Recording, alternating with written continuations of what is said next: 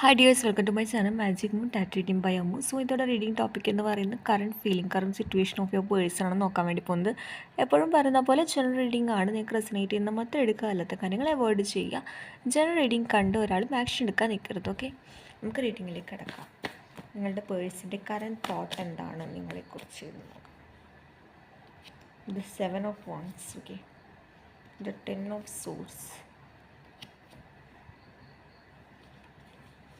Okay, bottom of the deck നമുക്ക് knight of pentacles ആണ് കിട്ടിയത്. അതായത് വളരെ സ്ലോ ആയിട്ടുള്ള രീതിയിലാണ് ഈ ഒരു പേഴ്സൻ്റെ മൈൻഡ് ഇപ്പോൾ കാണിക്കുന്നത്. അതായത് ഇപ്പോൾ ഒരു കാര്യത്തിനെ നിങ്ങളെക്കാൾ കൂടുതൽ വേറൊരു കാര്യത്തിന് ഇമ്പോർട്ടൻ്റ് കൊടുക്കുന്നതായിട്ടുള്ള സാഹചര്യമാണ് കാണിക്കുന്നത്. അതുപോലെ തന്നെ പറയുകയാണെന്നുണ്ടെങ്കിൽ ആ ഒരു പേഴ്സണെ സംബന്ധിച്ച് ഇപ്പോൾ ഒരു ആക്ഷൻ എടുക്കാൻ ആ ഒരു വ്യക്തി ആഗ്രഹിക്കുന്നില്ല. ആക്ഷൻ എടുക്കുന്നവരാണെങ്കിൽ പോലും നിങ്ങൾ ഉദ്ദേശിച്ച രീതിയിൽ ചിലപ്പം ബിഹേവ് ചെയ്യണമെന്നൊന്നുമില്ല എന്നുള്ള രീതിയിലാണ് കാണിക്കുന്നത്. ഈ ഒരു പേഴ്സൺ നിങ്ങളുടെ ലൈഫിലേക്ക് വരാൻ ആഗ്രഹിക്കുന്നുണ്ട്. നിങ്ങളോടുള്ളൊരു വീണ്ടും നിങ്ങൾക്കൊരു കമ്മിറ്റ്മെൻറ്റ് തരണം, അല്ലെങ്കിൽ ഒരു കോണ്ടാക്റ്റ് എങ്കിലും അറ്റ്ലീസ്റ്റ് കീപ്പ് ചെയ്യണമെന്ന് ആഗ്രഹിക്കുന്നവരാണ് ഇതിൽ ഒരുപാട് പേര് എന്നുള്ള രീതിയിലാണ് കാണിക്കുന്നത്. കാരണം പലർക്കും ഒരു റിയലൈസേഷൻ എന്നുള്ള രീതിയിൽ തെറ്റുകൾ മനസ്സിലാക്കി തുടങ്ങിയിട്ടുണ്ട്. ദ 10 of Swords അത്രയ്ക്കും പെയിൻഫുള്ളായിട്ടുള്ള കാര്യങ്ങളിലൂടെയൊക്കെയാണ് ഇപ്പോൾ ആ ഒരു വ്യക്തി കടന്നു പോകുന്നത് എന്നുള്ള രീതിയിലാണ് കണക്കാക്കുക. നമുക്ക് എല്ലാ കാർഡും എക്സ്പ്ലെയിൻ ചെയ്ത് നോക്കാം. The 7 of Wands is explained by the Hanged Man. Oh. 10 of Swords is explained by Tower. Oh. Bottom of the deck നമുക്ക് 2 of Cups ആണ് കിട്ടിയിട്ടുണ്ട്. അതായത് നിങ്ങളെക്കുറിച്ച് ഓർക്കുന്ന സമയത്ത് ഒരു ആക്ഷൻ എടുത്ത് വരണമെന്നുണ്ട്. പക്ഷെ അവിടെ ഈ വ്യക്തിക്ക് ചുറ്റും ഒരു ബ്ലോക്കായിട്ട് നിൽക്കുന്നതായിട്ടാണ് കണക്കാക്കുന്നത്. കാരണം എന്ന് വെച്ചാൽ ഇപ്പോൾ നല്ല ടൈമല്ല, നല്ല സമയത്ത് ഒരു ആക്ഷൻ എടുത്ത് നിങ്ങൾ എങ്ങനെ അതിനെ അല്ലെങ്കിൽ ഇതിനോട് റിയാക്ട് ചെയ്യുമെന്നൊന്നും അറിയാതെ അവിടെ നടുക്കൊരു മിഡിൽ സ്റ്റക്കായിട്ട് നിൽക്കുന്നതാണ്. അതായത് ഈ ഒരു വ്യക്തിക്ക് നിങ്ങളുടെ അടുക്ക വരണമെങ്കിൽ പോലും എങ്ങനെ നിങ്ങളുടെ അടുക്ക വരണം എന്നുള്ളതൊന്നും ഈ ഒരു വ്യക്തിക്ക് അറിയില്ല. ചിലപ്പം ആ ഒരു വ്യക്തി ബ്ലോക്ക് ആക്കിയിട്ടുണ്ടാകും, പലരെ സംബന്ധിച്ച് നിങ്ങൾ അങ്ങോട്ട് ബ്ലോക്ക് ആക്കിയിട്ടുണ്ടാകും. ഒരുപാട് അവസരം കൊടുത്തിട്ടുണ്ട്, നിങ്ങൾ ഒരുപാട് വിഷമിച്ച് നിൽക്കുന്ന ഒരു സിറ്റുവേഷനുള്ള സമയത്ത് ഈ ഒരു വ്യക്തി നിങ്ങളെ മൈൻഡ് ആക്കിയിട്ടില്ല എന്നുള്ള രീതിയിലാണ്. നിങ്ങളുടെ വാക്കിന് അല്ലെങ്കിൽ പലരെ സംബന്ധിച്ച് അതൊന്ന് കേൾക്കാൻ പോലും നിങ്ങൾക്ക് നിന്ന് തന്നിട്ടില്ല എന്നുള്ളതാണ് ഏറ്റവും കൂടുതൽ പെയിൻഫുൾ ആയിട്ടുള്ള സിറ്റുവേഷനിലൂടെ ഈ ഒരു ടൈം നിങ്ങൾ കടന്നു പോയിട്ടുണ്ട്. മേ ബി നിങ്ങളുടെ പേഴ്സണോ നിങ്ങളോ Aquarius, Leo, Gemini, Scorpion, then Libra, ഇതൊക്കെയാണ് കൂടുതലായിട്ടും ഈ ഒരു ടൈമിൽ. അല്ലാത്തവർക്ക് കണ്ടുകൂടാന്നൊന്നുമല്ല, ഇത് എടുത്ത് കാണിക്കുന്നുണ്ട്. അതുകൊണ്ടാണ് അക്യൂറിയസ് ഉണ്ട് കേട്ടോ, നല്ല രീതിയിൽ. സ്കോർപ്പിയോണും ഉണ്ട്, ലിയോ ഉണ്ട്, അതുപോലെ തന്നെ പറയാന്നുണ്ടെങ്കിൽ ജെമിനൈ വൈബ്. ഓക്കെ, ഇതൊക്കെ എടുത്ത് കാണിക്കുന്നുണ്ട്. പക്ഷേ ഈ ഒരു കുറേ ആളെ സംബന്ധിച്ച് വീണ്ടും പ്ലേ ബോയ് പ്ലേ ഗേൾ എനർജിയിലേക്ക് മാറിയിട്ട് വീണ്ടും ഒരു കമ്മിറ്റ്മെൻറ്റ് എന്നുള്ളതിനേക്കാൾ കൂടുതൽ നിങ്ങളുമായിട്ടൊരു കോണ്ടാക്റ്റ്, അതായത് പാസ്റ്റിൽ ആ ഒരു വ്യക്തി ആഗ്രഹിച്ച പോലുള്ളൊരു ലൈഫല്ല തേർഡ് പാർട്ടി ആയിട്ട് ഒരു പേഴ്സണായിട്ടുണ്ടെങ്കിൽ അവർക്ക് കിട്ടിയതെങ്കിൽ ഇപ്പോൾ അതിനെക്കുറിച്ചൊക്കെ ഓർക്കുന്നുണ്ട്. കാരണം മറ്റുള്ളവർക്ക് വേണ്ടിയിട്ട് നിങ്ങളെ തള്ളിപ്പറഞ്ഞവരാണെങ്കിൽ വീണ്ടും നിങ്ങളുടെ ലൈഫിലേക്ക് വരാനൊരു മടി പോലെയായിട്ടാണ് കണക്കാക്കുന്നത്. കാരണം എന്ത് ചെയ്യണമെന്നോ എവിടെ നിന്ന് തുടങ്ങണമെന്നോ എങ്ങനെ ആക്കണമെന്നോ ഒന്നും ഒരു ഐഡിയ ഇല്ല. പക്ഷേ എന്തെങ്കിലും ഒരു എടുത്ത് ചാടി ഒരു തീരുമാനം എടുത്താൽ അതിന് മൊത്തം ബ്ലോക്കുമാണ് എന്നുള്ള രീതിയിലാണ് കണക്കാക്കുന്നത്. നമുക്ക് നോക്കാം നിങ്ങളെക്കുറിച്ച് എന്താണ് ആ ഒരു വ്യക്തി ആഗ്രഹിക്കുന്നത്. ഓക്കെ,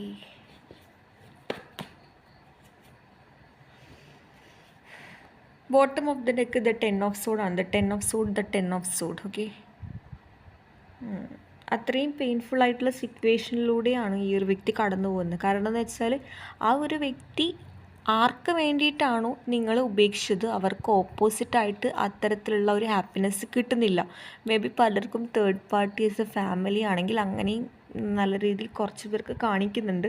അതുകൊണ്ടാണ് അത് എടുത്ത് കാണിക്കുന്നത്, അത് എടുത്ത് പറയുന്നത്. അതുകൊണ്ടാണ് ഇപ്പോൾ വിചാരിക്കുകയാണ് ഈ ഒരു പേഴ്സൺ എന്ന് പറയുന്നത് നിങ്ങളുടെ ലൈഫിലേക്ക് വീണ്ടും കടന്നു വരണം എന്നുള്ള രീതിയിൽ ആഗ്രഹിക്കുന്നുണ്ട്.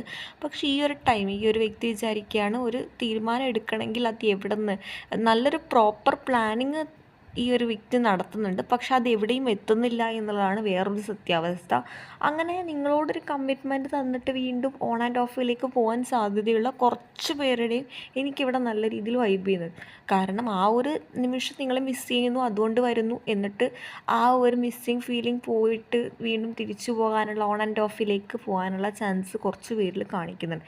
എല്ലാവരിലും അല്ല, പിന്നെ പറയാന്നുണ്ടെങ്കിൽ വീണ്ടും നിങ്ങളുമായിട്ടൊരു പുതിയൊരു തുടക്കം, ചിലപ്പം തേർഡ് പാർട്ടിയുമായിട്ടുള്ള റിലേഷൻ നിങ്ങൾക്കും അറിയായിരിക്കാം ആ ഒരു പേഴ്സൻ്റെ. അങ്ങനെ ഒരു പേഴ്സണായിട്ടുള്ളവർക്ക് മാത്രം അതിങ്ങനെ എടുത്തു പറയുന്നത് ഇപ്പം നിങ്ങളായിരിക്കും. എല്ലാവർക്കും ഒന്നും തേർഡ് പാർട്ടി ഉണ്ടാവണമെന്നില്ല. ചിലവർക്ക് അതൊരു ഫാമിലി ആയിരിക്കാം, എല്ലാവർക്കും ഒരു പേഴ്സൺ വേറെ പേഴ്സൺ തന്നെ ആവണമെന്നില്ല. മേ ബി പലർക്കും ഫിനാൻഷ്യലായിട്ടുള്ള ക്രൈസ്, പലരും പല രീതിയിൽ. എനിക്ക് പക്ഷേ ഇതിലൊരു പേഴ്സണായിട്ട് എനിക്ക് കൂടുതൽ വൈബ് ചെയ്യുന്നതുകൊണ്ടാണ് അത് എടുത്തെടുത്ത് പറയുന്നത് കേട്ടോ. കാരണം ഒരു പാസ്റ്റിലത്തെ കാര്യങ്ങൾ വിട്ടുപോകുന്ന ആഗ്രഹിക്കുന്ന ഒരുപാട് പേരെ എനിക്കിവിടെ കാണിക്കുന്നുണ്ട്.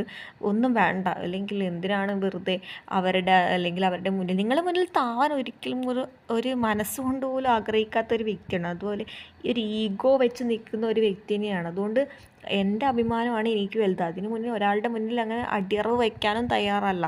പക്ഷേ എന്നാൽ അടിയറവ് വെച്ച് വരുന്ന കുറച്ച് പേരെ, അതൊരു 2% ആൾക്കാർ മാത്രമേ ഉള്ളൂ. അങ്ങനെയുള്ളവരുണ്ട്. കാരണം എന്ന് വെച്ചാൽ അത്രയും മാക്സിമം നോക്കി, പിന്നെ തീരെ പറ്റുന്നില്ല എന്നായതുകൊണ്ടാണ് നിങ്ങളുമായിട്ട് വീണ്ടും ഒരു കമ്മ്യൂണിക്കേഷൻ വേണം എന്നുള്ള രീതിയിലേക്ക് ഇങ്ങോട്ട് മുന്നോട്ട് വരുന്നത്. ഒരു പാർട്ട്ണർഷിപ്പ് കൈൻഡ് ഓഫ് അപ്രോച്ച് നിങ്ങളുമായിട്ട് വേണമെന്ന് ആഗ്രഹിക്കുന്നുണ്ട്. പക്ഷെ ആ ഒരു വ്യക്തി ആഗ്രഹിച്ച പോലുള്ള ഒരു മെസ്സേജ് അല്ലെങ്കിൽ ഒരു രീതിയിലേക്ക് നിങ്ങൾ മാറുന്നില്ല എന്നുള്ളതാണ് ആ ഒരു വ്യക്തി വിചാരിക്കുന്നത്. അപ്പോൾ ഇവിടെ ഒരു ചേഞ്ചസിലേക്ക്, ഒന്നിക്ക് നിങ്ങൾക്കൊരു നല്ല രീതിയിലുള്ള ചേഞ്ചസ് വന്നിട്ടുണ്ട്, അല്ലെങ്കിൽ ആ ഒരു വ്യക്തി മനസ്സിലാക്കുന്നതെന്ന് വെച്ചാൽ നിങ്ങൾക്ക് പെട്ടെന്ന് ഒരു സഡൻലി ഒരു ചേഞ്ചസ് വന്നിട്ടുണ്ട്. നിങ്ങൾ കംപ്ലീറ്റ്ലി ആ ഒരു വ്യക്തി ഡിപ്പെൻഡൻ്റ് ആയിട്ടുള്ള കുറേ പേരൊക്കെ കാണിയത്. കാരണം അവർ വിളിച്ചാൽ, അല്ലെങ്കിൽ ആ ഒരു ഡേ സന്തോഷമാവുള്ളൂ, അങ്ങനെയൊക്കെ അത്രയും ഡിപ്പെൻഡൻ്റ് ആയെടുക്കുന്നു. പെട്ടെന്ന് ഇത്രയും നോ കോണ്ടാക്റ്റിലേക്ക് പോകുന്നു. ഒന്നും അവരില്ലെങ്കിലും കുഴപ്പമില്ല, നിങ്ങൾ സ്റ്റോക്ക് ചെയ്യാനുള്ള ഒരു ടെൻഡൻസിയാണ് ഇവിടെ കൂടുതലായിട്ട് കണക്കാക്കുന്നത്. അതായത് ആദ്യം നിങ്ങൾ അങ്ങോട്ട് പോകുമ്പോൾ അതിനുള്ള വില ഉണ്ടാവുന്നില്ല, നിങ്ങൾക്ക് വില കൊടുക്കുന്നില്ല. എവിടെ പോയാലും നിങ്ങൾ അവിടെ തന്നെ ഉണ്ടാവും എന്നുള്ളൊരു വിശ്വാസം ആ ഒരു വ്യക്തിക്കുണ്ട്. എന്നാൽ പോകെ പോകെ നിങ്ങൾ ആ ഒരു കാര്യത്തിൽ നിന്ന്, ആ ഒരു വ്യക്തിയിൽ നിന്ന് വിട്ടുമാറുമ്പോഴാണ് ആ ഒരു കാര്യത്തിലേക്ക് ആ ഒരു വ്യക്തി നിങ്ങളിലേക്ക് കൂടുതൽ നിങ്ങൾ എന്തുകൊണ്ടാണ് ഇങ്ങനെ നോ കോണ്ടാക്റ്റിലേക്ക് പോകുന്നില്ല, മെസ്സേജ് അയക്കാൻ നിൽക്കുന്നതെന്നൊക്കെ അങ്ങനെ അറിയാനുള്ള ടെൻഡൻസി കൂടുകയാണ്. അപ്പോൾ നിങ്ങളുടെ ലൈഫിലേക്ക് വേറൊരാൾ വന്നോ എന്നറിയാനുള്ളൊരു ക്യൂരിയോസിറ്റിയാണ് ഈ ഒരു പേഴ്സൻ്റെ മൈൻഡിൽ പലരെയും കാണിക്കുന്നത്. അതുപോലെ തന്നെ ഇപ്പോൾ മാരേജൊക്കെ കഴിഞ്ഞ വ്യക്തികളാണെങ്കിൽ പാസ്റ്റിലുണ്ടായ കാര്യങ്ങളൊക്കെ മറന്നിട്ട് മുന്നോട്ട് പോകണം എന്ന് ആഗ്രഹിക്കുന്നുണ്ട്. പക്ഷെ ആ മുന്നോട്ടുള്ള ദിശ എങ്ങനെയാണെന്നോ എവിടെ നിന്നാണെന്നോ എവിടെ നിന്ന് തുടങ്ങണമെന്നോ ഒന്നും അറിയില്ല. പക്ഷെ മുന്നോട്ട് പോയേ പറ്റുള്ളൂ. കാരണം എനിക്ക് പുതിയ കാര്യങ്ങൾ ചെയ്യാനുണ്ട്. ഓർമ്മകൾ അവിടെ തന്നെ നിൽക്കട്ടെ, ഞാനത് കീപ്പ് ചെയ്ത് നിന്നാലും അത് കൂടുതൽ ഹേർട്ടാവും എന്നല്ലാതെ അതിന് കാര്യമായിട്ട് ഒരു മാറ്റം ഉണ്ടാവില്ല എന്നുള്ള രീതിയിലൊക്കെയാണ് ഇവിടെ കാണിക്കുന്നത്. ഓക്കെ, ഇനി നമുക്ക് നിങ്ങളുടെ അലൈൻമെൻറ്റിൽ ഉണ്ടാകുന്ന ചേഞ്ചസ് എന്താണ് എന്നുള്ളതും കൂടി നമുക്ക് നോക്കാം.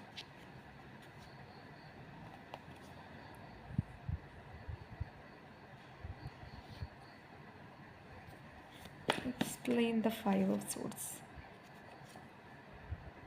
Oh, Seven of Swords, Five of Swords.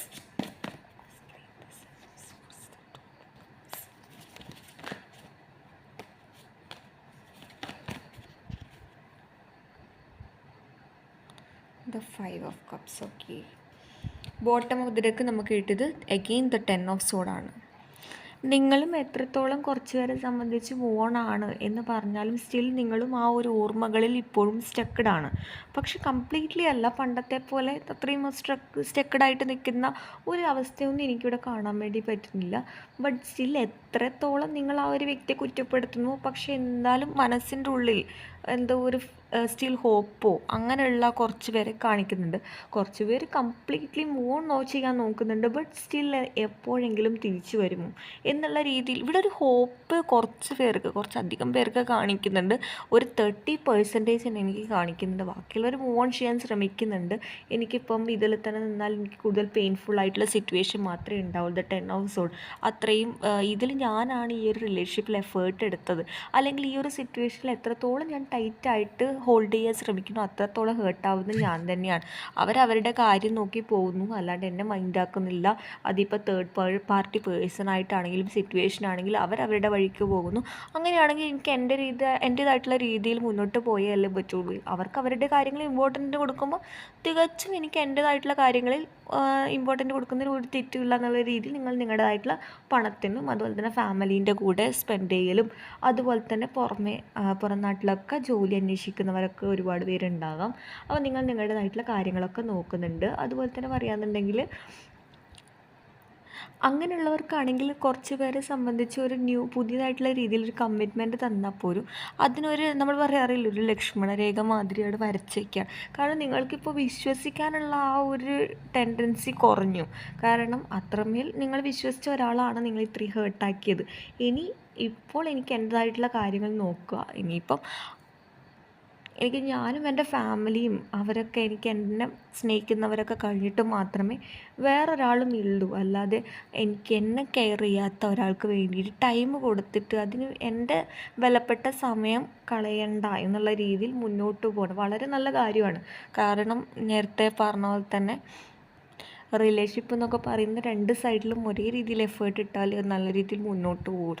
എപ്പോഴും നിങ്ങൾ മാത്രമാണ് എഫേർട്ട് എടുക്കുന്നതെങ്കിൽ നിങ്ങൾ ആ ഒരു എഫേർട്ടിന് കുറച്ച് വാല്യൂ കുറക്കുകയാണെങ്കിൽ അതിന് എന്തായാലും ഒരു പരിധി കഴിഞ്ഞാൽ അത് നിൽക്കും. നേരെ മറിച്ച് രണ്ട് സൈഡിലാണെങ്കിൽ മാത്രമേ നല്ല രീതിയിൽ മുന്നോട്ട് പോകാൻ വേണ്ടി പറ്റുള്ളൂ. അപ്പം എപ്പോഴും നിങ്ങൾ തന്നെ അങ്ങോട്ട് വീണ്ടും വീണ്ടും താണു കൊടുക്കേണ്ട ആവശ്യമൊന്നുമില്ല. അപ്പോൾ നിങ്ങൾ ചോദിക്കുമായിരിക്കും റിലേഷൻഷിപ്പിലാണെങ്കിൽ എപ്പോഴും നമുക്ക് ഇമ്പോർട്ടൻ്റ് ആയിട്ടുള്ള വ്യക്തികളാകുമ്പോൾ കുറച്ച് താവുന്നതിൽ തെറ്റൊന്നും ഇല്ലല്ലോ എന്നുള്ള രീതിയിൽ നിങ്ങൾ ചിലപ്പോൾ ചിന്തിക്കുന്നുണ്ടാവാം. എപ്പോഴും അത് പ്രാക്ടിക്കബിൾ അല്ല. കാരണം എപ്പോഴും നിങ്ങൾ മാത്രം അങ്ങോട്ട് എഫേർട്ട് എടുത്ത് ഓപ്പോസിറ്റ് സൈഡിൽ നിന്ന് അങ്ങനെ ഇല്ലെങ്കിൽ പിന്നെ അതുകൊണ്ട് നമുക്ക് കുറച്ചും കൂടി ക്ലാരിഫൈ ചെയ്ത് നോക്കാം. The sun as a reverse. Okay, ഇക്കാര്യത്തിൽ നിങ്ങൾക്ക് വലിയ ഹോപ്പൊന്നുമില്ല. The tower. ഓക്കെ, നിങ്ങൾ തന്നെയാണ് ഓൾമോസ്റ്റ് പലരെയും സംബന്ധിച്ച് കൂടുതൽ ഈ ഒരു കാര്യത്തിന് എഫേർട്ട് ഇട്ടിട്ടുള്ളത്. അതുകൊണ്ട് തന്നെ ഈ ഒരു സിറ്റുവേഷനിൽ ഇനി എന്തെങ്കിലും വേണമെങ്കിൽ ആ ഒരു പേഴ്സണായിട്ട് തന്നെ വരട്ടെ. അതായത് ഒരുപാട് നിങ്ങൾ ഈ ഒരു സിറ്റുവേഷൻ്റെ പേരിൽ ഒരു പെയിൻഫുൾ ആയിട്ടുള്ള രീതിയിൽ കടന്നുപോയി. ഇനിയിപ്പം നിങ്ങളുടെ ഭാഗത്ത് നിങ്ങളെല്ലാം ഓക്കെയാണ്. ഇനി ചെയ്യേണ്ടത് ആ ഒരു പേഴ്സണായിട്ട് വരണമെങ്കിൽ ഇങ്ങോട്ട് വരട്ടെ എന്നുള്ള രീതിയിലുണ്ട്. നിങ്ങൾക്ക് ചെറിയ രീതിയിൽ നിങ്ങൾക്ക് ഈ ഒരു സിറ്റുവേഷൻ ഈ ഒരു പേഴ്സൻ്റെ ആയിട്ട് ബന്ധപ്പെട്ട് ഹോപ്പ് ഉണ്ടോ എന്ന് ചോദിച്ചാൽ ഹോപ്പുണ്ട്. ബട്ട് സ്റ്റിൽ ഫുള്ളി നിങ്ങൾ ഓക്കെ അല്ല എന്നുള്ള രീതിയിലാണ് കാണിക്കുന്നത്. ചിലവർ ഞാൻ പറഞ്ഞ പോലെ മുന്നോട്ട് പോയേ പറ്റൂ. അതായത് നിങ്ങളുടേതായിട്ടുള്ള കാര്യങ്ങൾ നോക്കുക, നിങ്ങളുടേതായിട്ടുള്ള ജോബ് നോക്കുക, എഡ്യൂക്കേഷൻ നോക്കുക, അതുപോലെ തന്നെ നിങ്ങളെ ടേക്ക് കെയർ ചെയ്യുക, ഹെൽത്തിന് ഇമ്പോർട്ടൻ്റ് കൊടുക്കുക, അങ്ങനെയൊക്കെ കാണിക്കുന്നുണ്ട്. പക്ഷെ ഇപ്പോഴും മനസ്സിലൊരു സ്റ്റക്നെസ് പോലെ പലർക്കും തോന്നുന്നുണ്ടാകാം. പക്ഷേ പോകെ പോകെ അതൊക്കെ ഓക്കെ ആവും. കാരണം നിങ്ങളുടേതായിട്ടുള്ള കാര്യങ്ങൾ നോക്കുമ്പോഴാണ് കുറച്ചും കൂടി അങ്ങനെയുള്ള കാര്യങ്ങളിൽ നിന്നും ഡീവിയേറ്റ് ആവുന്നത് എന്നുള്ള രീതിയിൽ കാണിക്കുന്നുണ്ട്. നമുക്ക് നിങ്ങൾക്കുള്ള ടാഗ് ഗൈഡൻസ് എന്താണെന്ന് നമുക്ക് നോക്കാം.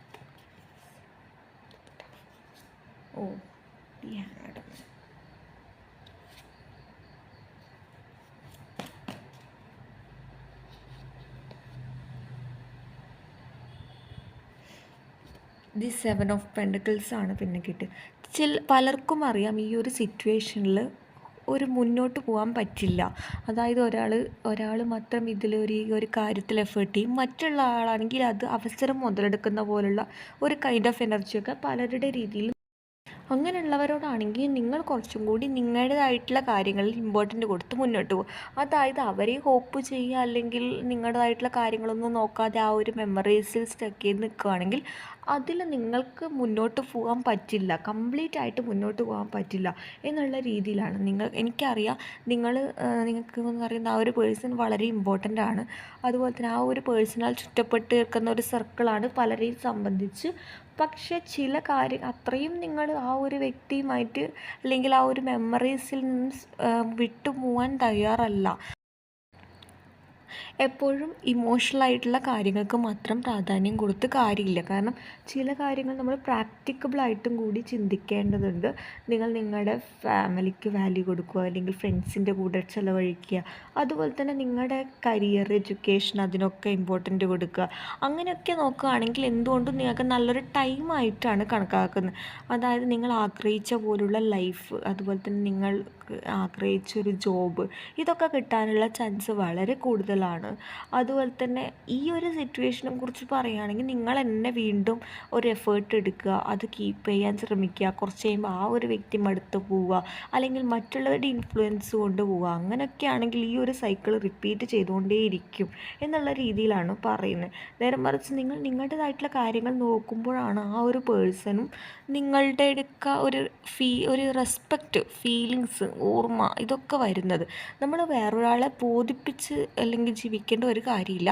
തമ്മിലും ഭേദം നമുക്ക് നമ്മുടേതായിട്ടുള്ള ലൈഫ് നമ്മുടേതായിട്ടുള്ള സന്തോഷത്തോടെ ജീവിക്കുക, ഒരു എക്സ്പെക്റ്റേഷനും ഇല്ലാതെ ജീവിക്കുക. നമ്മൾ ഫാമിലീൻ്റെ ഒപ്പം, നമ്മുടെ ഫാമിലി മെമ്പേഴ്സിൻ്റെ കൂടെ ഇതിൻ്റെ അപ്പുറം വലുതായിട്ടൊന്നുമില്ല എന്നുള്ളത് തന്നെയാണ് ടാരറ്റും പറയുന്നത്. ഇനി നമുക്ക് നിങ്ങൾക്കുള്ള അഡ്വൈസ് എന്താണെന്നും കൂടി, ഗൈഡൻസ് ഒറാക്കിൾ മെസ്സേജസ് എന്താണെന്നും കൂടി നമുക്ക് നോക്കാം.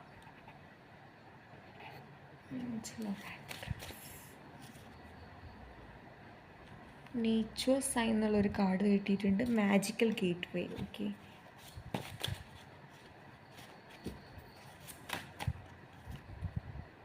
Believe in magic. ഓ,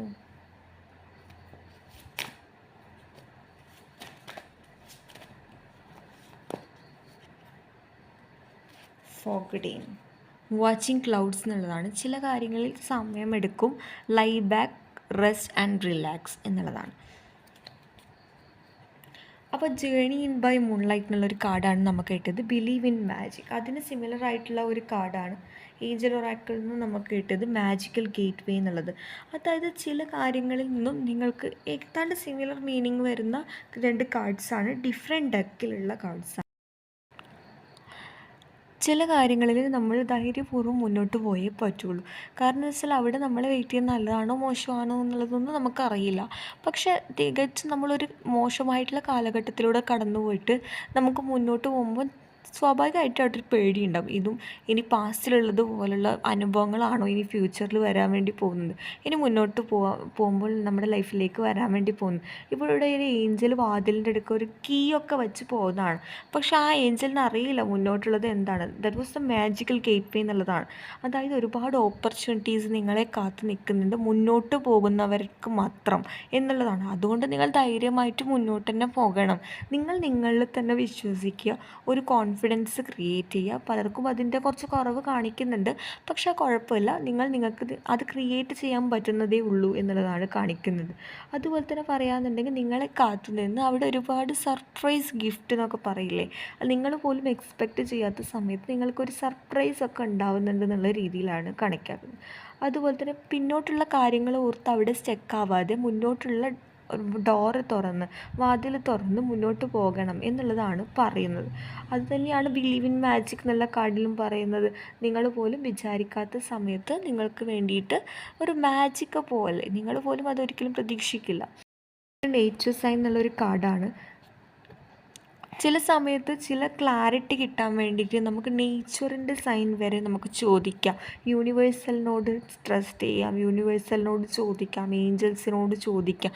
നിങ്ങൾക്ക് വേണ്ട ചോദ്യത്തിനുള്ള ഉത്തരം പല രീതിയിലും പല തരത്തിലും ഏഞ്ചൽസ് അതുപോലെ തന്നെ നേച്ചേഴ്സ് തരുന്നുണ്ട് എന്നുള്ളതാണ്.